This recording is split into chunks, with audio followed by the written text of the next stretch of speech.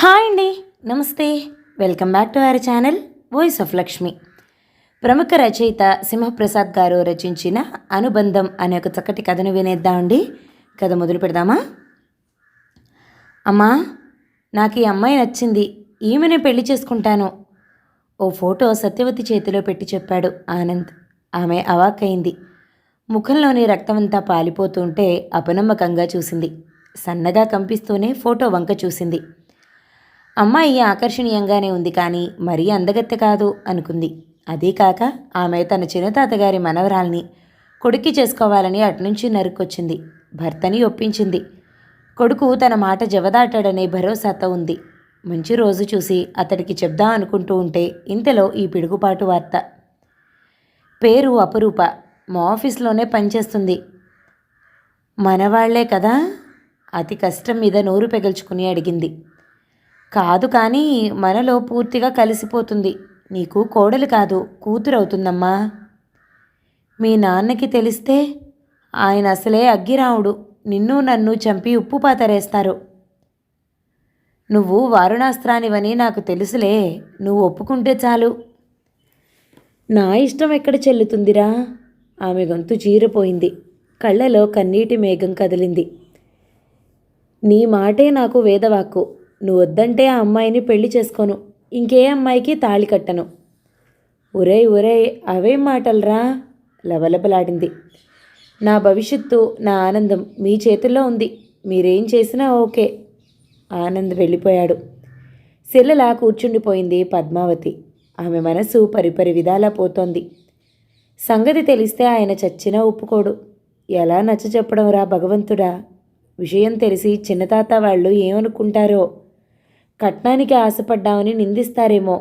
కులాంతరం చేశామని నలుగురు ఏమంటారో? నలుగురు బిడ్డలుంటే ఒకడు కొత్త దారి తొక్కినా అదో దారి. ఒక్కగానొక్క సంతానమాయే.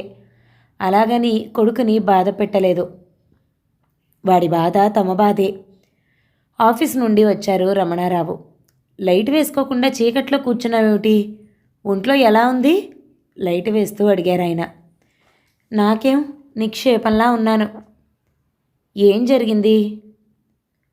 ఉలిక్కిపడి చూసి, ఇంకా ఏమీ జరగలేదులేండి అంటూ లేచి వెళ్ళి మంచినీళ్లు తెచ్చిచ్చింది. రమణారావు స్నానం చేసొచ్చాక కాఫీ ఇస్తూ ఫోటో చూపించింది పద్మావతి. ఈ అమ్మాయి ఎవరు? మీరు ఒప్పుకుంటే మన కోడలవుతుంది. ఆయన భ్రుకుటి ముడిపడింది. అబ్బాయి పక్కన ఈడు జోడు బాగుంటుంది కదూ? ఇన్నాళ్ళు పుట్టింటి తరపున సంబంధం చేసుకోవాలని ఊరేగావు, మళ్ళీ ఇప్పుడు ఈ కొత్త పాట ఏమిటి? అన్నీ అనుకున్నట్టే జరుగుతాయేమిటి? ఈ అమ్మాయి నచ్చిందో లేదో చెప్పండి చాలు. ప్రాయం వచ్చిన పందిపిల్ల కూడా బాగానే ఉంటుంది. ఇక వయసులో ఉన్న అమ్మాయి బాగుండకేం చేస్తుంది? మీ వెటకారాలు చాలులేండి. ఈ అమ్మాయి అపురూపంగా ఉంది కదండి. ఉరుములేని ఈ పిడిగేమిటి? సంగతి చెప్పకుండా ఈ నొచ్చుడేమిటి? మీకంతా తొందరే. ఆనందు ఆ అమ్మాయిని ప్రేమించాడు. కొలీగంట, పెళ్లి చేసుకుంటానన్నాడు. నిటారుగా అయ్యారు. అప్రతిపుడై చూశారు. ఆ పైన మౌనం వహించారు. కలవరపడింది పద్మావతి.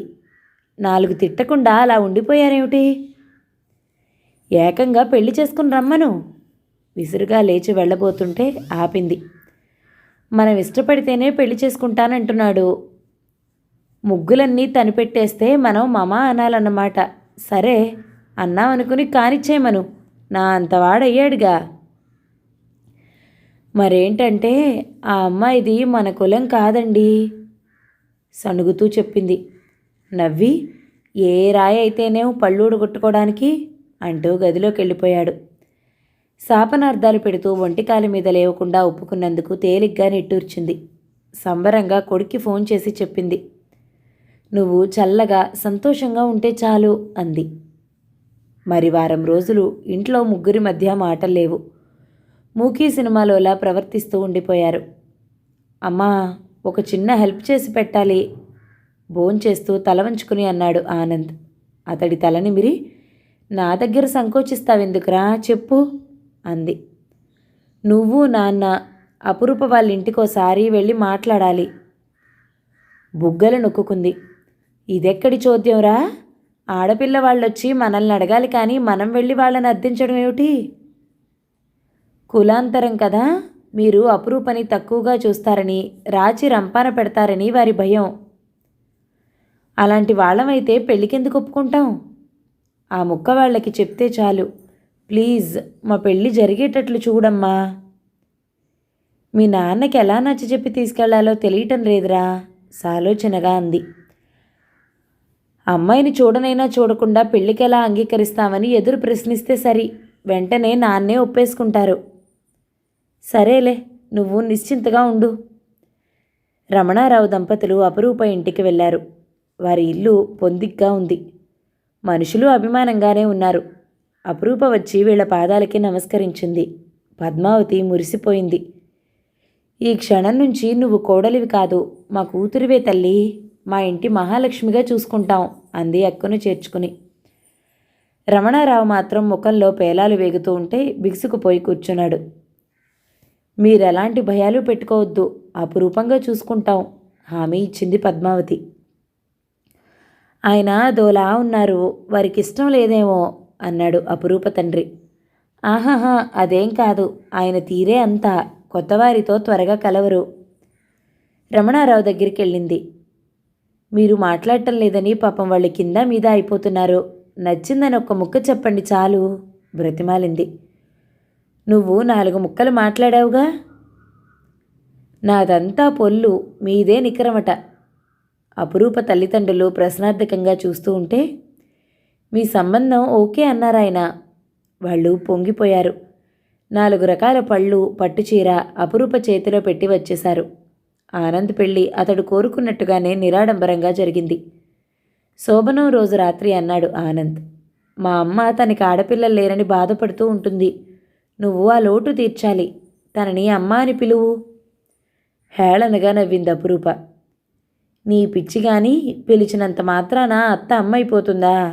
ఎప్పటికీ అత్త అత్తే, అమ్మ అమ్మే. మా అమ్మ అందరిలాంటిది కాదు. మీకు అమ్మే, కానీ నాకు అత్త. అత్తలు ఎలా ఉంటారో మా అమ్మ చెప్పింది. సూర్యకాంతం టైం నుంచి సినిమాల్లో చూస్తూనే ఉన్నాం. అది కాదప్పు. అమ్మ సంగతి వదిలి ఈ అమ్మాయి సంగతి చూడు. గబుక్కున అతన్ని వాటేసుకుని అతడి కింది పెదవి సున్నితంగా కొరికింది. అపురూపని కాపురానికి తీసుకొచ్చారు. భార్యాభర్తలిద్దరూ బైక్ మీద ఆఫీస్కి వెళ్ళొస్తూ ఉన్నారు. ఉదయం 9ంటికే బయలుదేరుతున్నారు. ఆలస్యమైతే ట్రాఫిక్లో చిక్కుకోవాల్సి వస్తుంది.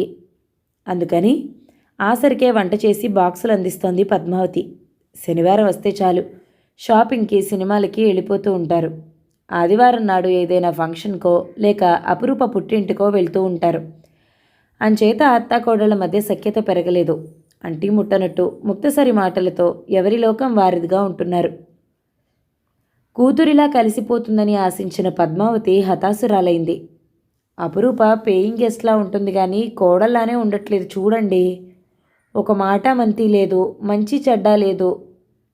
భర్త దగ్గర వాపోయింది. వాడికి పెళ్ళాం వచ్చింది, మనకి కోడలు రాలేదు. అయ్యో, అలాగంటారేమిటండి? చూస్తూ ఉండు, రేపో ఎల్లుండో జామ్మని ఎగిరిపోతారు. నిశ్చేష్టురాలైంది. మిర్రి చూసింది. ఆయన సాగదీయలేదు. మనస్సునేదో బాధ మెల్లి తిప్పింది. కనుకొలకల నుండి కన్నీరు ఒలికింది. 2వ నెలలో కారు కొన్నారు. పద్మావతిని, రమణారావుని ఎక్కించుకుని రెస్టారెంట్కి తీసుకెళ్లారు. 3వ నెలలో వంట చేస్తున్న తల్లి దగ్గరికి వచ్చి, అమ్మా ఏం చేస్తున్నావు అంటూ వచ్చాడు ఆనంద్. ఎప్పుడూ చేసేదే, ఏం చెప్పాలనుకుంటున్నావో చెప్పు అంది పద్మావతి తల తిప్పకుండానే. ఏం లేదమ్మా, వచ్చే నెల నుంచి అప్పుకి నైట్ షిఫ్ట్ వేశారు. రోజు రాత్రిళ్ళు అటు ఇటు తిరగటం కష్టం, అందుకని ఆఫీస్ పక్కనే ఓ ఫ్లాట్ చూసాం. చూసారా? తీసుకున్నారా? తీసుకున్నట్టే. ఇందులో అప్పు ప్రెషర్ ఏం లేదమ్మా, తనకి మీతో కలిసి ఉండాలనే ఉంది. రెక్కలొచ్చాయి కదా, వెళ్ళిరండి. ఓ, మా అమ్మ గ్రేట్. నీలాగా అర్థం చేసుకునే అమ్మ ఎక్కడా ఉండదు, ఎవ్వరికీ ఉండదు పరమానందభరితుడై అన్నాడు. కన్నవాళ్ళని బిడ్డ అర్థం చేసుకున్నప్పుడు కన్నవాళ్లే బిడ్డని అర్థం చేసుకోక తప్పదురా అనుకుంది మనసులో. ఆ మర్నాడే తమ సామానంతా తీసుకుని వెళ్ళిపోయారు ఆనంద్, అపురూప. చూశారా మాట వరుసకు కూడా మనల్ని రమ్మనలేదు. మనకి వాళ్ళ తప్ప ఎవరున్నారండి? కళ్ళు గంగా గోదావరిలవుతూ ఉంటే ప్రశ్నించింది. నిర్వికారంగా నవ్వారు రమణారావు. ఆ పైన మనం పిచ్చి వాళ్ళమే అన్నాడు బాధగా. ఇది మన అబ్బాయికి పుట్టిన బుద్ధి కాదండి. కోడలి పిల్ల పన్నిన పన్నాగం, ఆమె కక్కిన విషం. తన ఆటలు ఇక్కడ సాగటం లేదని, తన వాళ్ళకి ఇక్కడికొచ్చి తిష్ట వేయడానికి కుదరట్లేదని వేసిన ఎత్తు తల్లి బిడ్డల్ని వేరు చేసింది. నా ఉసురు పోసుకుని సుఖపడుతుందా? బావురుమంది. షు, వద్దు. వాడు నీ పేగు తెంచుకుని పుట్టిన బిడ్డ. ఆ అమ్మాయి వాడి అర్ధాంగి. వాళ్ళ సుఖం క్షేమం తప్ప ఇంకేమీ కోరుకోవద్దు. గబగబా కళ్ళు తుడిచేసుకుంది. ఆ దేవుడు వాళ్ళని చల్లగా చూడాలి అంది. అయినా మనసు కుదుట పడక పూజామందిరం దగ్గరికి వెళ్ళి లెంపలేసుకుని ప్రార్థించింది పద్మావతి. స్వీట్ బాక్స్తో వచ్చారు ఆనంద్, అపురూప. ఏమైనా విశేషమా అపురూప? కోడలి వంక తేరిపారా చూస్తూ అడిగింది పద్మావతి. మమ్మల్ని ఇద్దరినీ జర్మనీ పంపిస్తున్నారమ్మా. 3 ఏళ్ల ప్రాజెక్ట్ సంబరంగా చెప్పాడు ఆనంద్. మాకు దూరం అయిపోతారా అంది ఆదుర్దాగా. కళ్ళు చిప్పిల్లడానికి సిద్ధంగా ఉన్నాయి. అదేం మాటమ్మా, వస్తూ వెళుతూ ఉండమా? పట్టుమని 10 గంటల ప్రయాణం ఉండదు అన్నాడు. ఇక్కడ జీతము పని అంతా బాగానే ఉన్నాయి కదరా, అంత దూరం ఎందుకు వెళ్ళటం? బెత్తెడు గొర్రుతోక జీతమే మహాప్రసాదం అనుకునే వాళ్ళకి బాగానే ఉంటుంది. కోట్లు సంపాదించాలనుకునే వాళ్ళు మాత్రం ఇక్కడ ఇమడలేరు అంది కోడలు. అనుబంధాల్ని ఆప్యాయతల్ని డబ్బుతో తూచలేం తల్లి, అన్నీ డబ్బుతో కొననూలేము అనునయంగా చెప్పింది పద్మావతి. మా కోసమే కాదులే అమ్మా, మాకు పుట్టబోయే పిల్లలకు బంగారు భవిష్యత్తు ఇవ్వాలని అంతే. రేపు వీసా కోసం చెన్నై వెళ్తున్నాం. స్టాంపింగ్ కాగానే వెళ్ళిపోతాం. పద్మావతి కన్నీళ్లు కుక్కుకుంది. రమణారావు మంచిది అన్నాడు. ఆ మరుసటి వారం విమానాశ్రయానికి వెళ్ళి కొడుకు కోడలికి వీడ్కోరిచ్చారు. నా ఆనందాన్నెవరో నా నుండి దూరంగా లాక్కుపోతున్నారండి, బలవంతాన కన్నీళ్ళు ఆపుకుంటూ అంది పద్మావతి. అమ్మా, నువ్వు నానమ్మ కాబోతున్నావు. నీ కోడలు నీళ్ళోసుకుంది ఫోన్లో సంబరంగా చెప్పాడు ఆనంద్. ఒరే నిజమట్రా? ఈ వార్త కోసమే వాళ్ళంతా చెవులు చేసుకున్నాన్రా అంటూ కొడుకుని కోడల్ని అభినందించింది పద్మావతి. ఆ వెంటనే కోడలికి ఎన్నో జాగ్రత్తలు చెప్పి అంది. రెక్కలు కట్టుకుని ఎగిరి మీ దగ్గర వాలాలని ఉందిరా అబ్బాయ్. డెలివరీ టైంకి వద్దుగానమ్మా, మా బిడ్డని మొదటగా నువ్వే ఎత్తుకోవాలి, ఒళ్ళోకి తీసుకోవాలి. పొంగిపోయింది. కాళ్ళు నేల మీద ఆనటం మానేశాయి. యాండి విన్నారా, మీరు తాత కాబోతున్నారు. ఇంకో కథ ప్రారంభం అని సగం నవ్వు నవ్వారు రమణారావు. అలా అంటారేమిటి? బుగ్గలు నొక్కుకుంది. మన సుపుత్రుడు తవ్వి తలకెత్తేశాడు, ఇంకా వాడి పుత్రుడు మేడ కట్టిస్తాడు. తాత అవుతున్నా ఆ పెడసరి మాటలు మానరా కోపంగా అంది. ముందు ముందు నీకే అర్థమవుతుందిలే. వాడి సంగతేమో కానీ మీరు మాత్రం అర్థం కారు నిరసనగాని ఎదుటి నుంచి వెళ్ళిపోయింది. సానుభూతిగా చూశారాయన. అపురూప ఆడపిల్లకి జన్మనిచ్చింది. ఆమె తల్లిదండ్రులు జర్మనీ వెళ్ళి పురుడు పోశారు. మాట వరుసకి కూడా తనని రమ్మని పిలవనందుకు ఎంతో బాధపడింది పద్మావతి. భర్తకి చెబితే ఒక తంట, చెప్పకపోతే ఇంకో తంట అని తనలో తను కొట్టుకుపోయింది. వాట్సాప్లో మనవరాలి ఫోటోలు చూసి మురిసిపోయింది. ముద్దులు పెట్టేసింది. అంతా నీ పోలికే వచ్చిందంటున్నారు అన్న కొడుకు మాటలు విని ఏకంగా ఏనుగంబారి ఎక్కేసింది పద్మావతి. వెంటనే ఫోటోలు ప్రింట్ వేయించి ఫ్రేమ్ కట్టించి హాలు గోడకి తగిలించింది. పాప కబుర్లు ముచ్చట్లు నలుగురితో పంచుకుని మురిసిపోతుంది. నాకు ఈ మధ్య ఆరోగ్యం బావటం లేదమ్మా, ఒకరోజు మెల్లిగా బాధగా చెప్పాడు ఆనంద్. కలవరపడింది. ఎందుకురా? తేడా ఏమిటి? తరచూ దగ్గు కానీ జ్వరం కానీ వస్తున్నాయా? కీళ్ళు కండరాలు పట్టేస్తున్నాయి. ఇక్కడ చలిక్కువ గనక అలా ఉంటుందని అశ్రద్ధ చేశాను, కానీ ఇది పెద్ద మెడికల్ ప్రాబ్లం అంటున్నారమ్మా అంటూ ఏడ్చేశాడు. పద్మావతికి దుఃఖం ఆగలేదు. ధైర్యంగా ఉండరా నాన్న, నీకు తప్పకుండా నయమవుతుంది. ఏడుకొండల వాడికి మొక్కుకోరా, అన్నీ అవే కుదుట పడతాయి. భయంగా ఉందమ్మా. ఇక్కడ మందులు ఎక్కువగా వాడనివ్వరు. ట్రీట్మెంట్ చేస్తున్న డాక్టర్ రిఫర్ చేస్తే తప్ప ఇంకో డాక్టర్కో స్పెషలిస్ట్కో చూపించుకోవడానికి లేదు. ఇంకా అలాంటప్పుడు ఆదేశాన్నే పట్టుకుని వేళ్లాడడం ఎందుకురా? వెంటనే ఇండియా వచ్చేయండి. మన హైదరాబాద్లో పెద్ద పెద్ద డాక్టర్లు ఉన్నారు. మీ నాన్నకి తెలిసిన వాళ్ళు ఉన్నారు. విదేశాల నుంచి కూడా బోల్డు మంది ఇక్కడికి వచ్చి వైద్యం చేయించుకుంటున్నారా. నా మాట విని ఈవేళే బయలుదేరి నువ్వు కోడలు మనవరాల్ని తీసుకుని వచ్చేయండిరా నాన్న. డాక్టర్ అనుమతి లేనిదే డిశ్చార్జ్ చేయరు. అయినా ప్రయత్నిస్తాను. ఎలాగోలా వచ్చేస్తాను. మన ఇంటికి వచ్చేస్తే నువ్వు నాన్న అంతా ఉంటారు కనుక కొండంత ధైర్యంగా ఉంటుందమ్మా. ఏదో ఒకటి చెప్పి వచ్చేయిరా, మా నాన్నవి కదూ ప్రాధేయపడింది. అంతటితో ఊరుకోలేదు పద్మావతి. భర్తతోనూ కొడుక్కి చెప్పించింది. అపురూప తల్లిదండ్రులతో ఒత్తిడి తెప్పించింది. జర్మనీ నుంచి మెడికల్ రిపోర్ట్లు తెప్పించి ఇక్కడి డాక్టర్లకి చూపించింది. అక్కడి డాక్టర్లతో మాట్లాడించింది.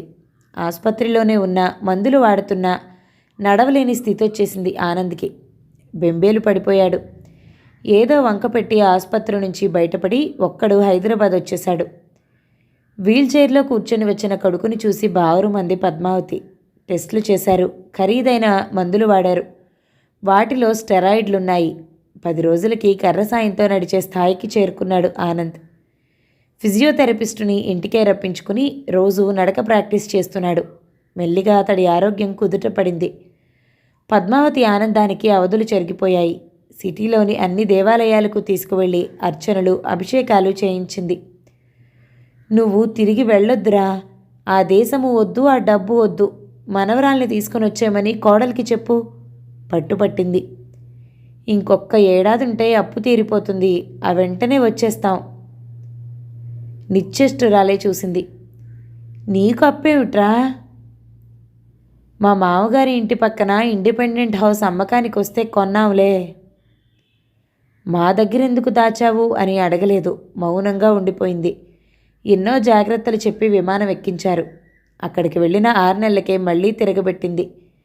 శరీరంలోని పెద్ద చిన్న అన్ని కండరాలు పట్టేసాగాయి. నడగటం కాదు కదా, కూర్చోలేని పరిస్థితి దాపురించింది. అపురూప భయపడిపోయింది.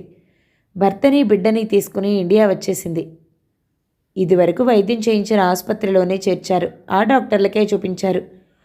మళ్ళీ టెస్టులు, రిపోర్టులు, మందులు. రమణారావుని, అపురూప తండ్రిని డాక్టర్ తన రూంలోకి పిలిచాడు. ఆనంద్ పరిస్థితిని వివరించాడు. వ్యాధి గుండె కండరాలకు వ్యాపించిందన్నాడు. ఎక్కువ రోజులు బతకడని తేల్చి చెప్పేశాడు. ప్లీజ్ అలా మాట్లాడొద్దు. ఇంకేదైనా దారుందేమో చూడండి. ఎంత డబ్బైనా పర్వాలేదు. ఎన్ని ఆపరేషన్లు చేసినా పర్వాలేదు. మా వాడిని బతికించండి. మీకు చేతులెత్తి మొక్కుతాను. Please doctor. వాడికి ఏమైనా అయితే వాడి తల్లి తట్టుకోలేదు. ఆమె గుండె బద్దలవుతుంది డాక్టర్. బరస్ట్ అయ్యారు రమణారావు. అతడు సీనియర్ డాక్టర్తో డిస్కస్ చేశాడు. ఓకే, ఈ కేసును ఛాలెంజ్గా తీసుకుంటాం. కొన్ని ఆపరేషన్లు చేస్తాం. అమెరికా నుంచి లేటెస్ట్ మెడిసిన్స్ తెప్పిస్తాం. 10 lakhs డిపాజిట్ చేయండి. ఆ మర్నాడే సేవింగ్స్ సొమ్మంతా డ్రా చేశారు. లాకర్లో నగలు అదే బ్యాంకులో కుదవ పెట్టారు. ఆ సొమ్ము ఆసుపత్రిలో జమ చేశారు. రక్తం అవసరమన్నారు. ఆనంద్ స్నేహితుల్ని, బంధువుల్ని రిక్వెస్ట్ చేసి తీసుకొచ్చి రక్తం ఇప్పించారు రమణారావు. నయమవుతుందని పద్మావతికి, అపురూపకి భరోసా ఇచ్చారు. ఎందరో దేవుళ్లకు ఎన్నో మొక్కులు మొక్కింది పద్మావతి. శస్త్రచికిత్స విజయవంతమైందన్నారు. కానీ వారం గడిచినా కళ్ళు, నోరు తప్ప మరే అవయవంలోనూ ఎలాంటి చలనమూ లేదు. పద్మావతిని ఓదార్చడం కష్టంగా ఉంది. తిండి తిప్పలు లేకుండా ఏడుస్తూ కూర్చుంటోంది. కొడుకు ఊసెత్తితేనే వలవలా వణికిపోతుంది. ఆనంద్ పిలుస్తున్నాడని చెప్పగా కళ్ళు తుడుచుకుంటూ తడబడుతూ ఐసీయూలోకి వెళ్ళింది పద్మావతి. అమ్మా, నేనింకా బతకను. నా కోసం ఏడవద్దు. నా బిడ్డ ఏడవకుండా చూడమ్మా. ఇక నా బిడ్డ నీ బిడ్డేనమ్మా. కళ్ళ నుండి ఒక్కొక్క కన్నీటి బొట్టు రాలుతూ ఉంటే చెప్పాడు ఆనంద్. బెడ్ పక్కనున్న అపురూప వంక చూడగా ఆమె 10 నెలల పసికందుని అత్తగారి చేతిలో పెట్టింది. మనవరాలిని గుండెలకి హత్తుకుని నిశ్శబ్దంగా రోధించింది. నీకేం కాదు నాన్న, నీకేం కాదు అంది అతి కష్టం మీద. శుష్కహాసం కదిలింది అతని పెదాల మీద. అమ్మా, అప్పు మంచిదే. దాన్ని బాగా చూసుకో, కోప్పడకు అంటూ చేతులెత్తి దండం పెట్టాలనుకున్నాడు. కానీ అవి కదలేదు. కన్నీళ్లు మాత్రం ఉరికాయి. బావురుమన్నారు అపురూప, పద్మావతి. ఆ రాత్రి అతడిలోని చిలక భవబంధాలను తెలుచుకుని ఎగిరిపోయింది. కర్మకాండలు పూర్తయ్యాయి. ఇన్నాళ్ళు ఎవరో శపించినట్టు శిలలా ఉండిపోయిన పద్మావతికి చలనం వచ్చింది. కళ్ళు తెరుచుకుంది. గుండె దిటవు చేసుకుంది. మనవరాలి నుదుట ముద్దు పెట్టుకుంది.